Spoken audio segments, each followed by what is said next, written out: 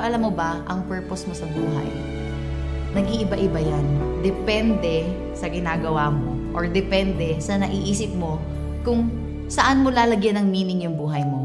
Finding your purpose means ito yung paghahanap mo ng reason bakit mo ginagawa yung bagay na yon at kung para saan. Because a lot of people just, live day by day at hindi nila alam kung para saan ba talaga, para saan ka ba bumabangon. Hindi yan iisa lang na reason. There's a lot of purpose. There's a lot of reasons para saan ka nga ba bumabangon. Sa lahat ng ginagawa mo sa buhay mo, your purpose is where you put yourself na kung alam mo na makakatulong ka para sa iba. Ganun lang kasimple.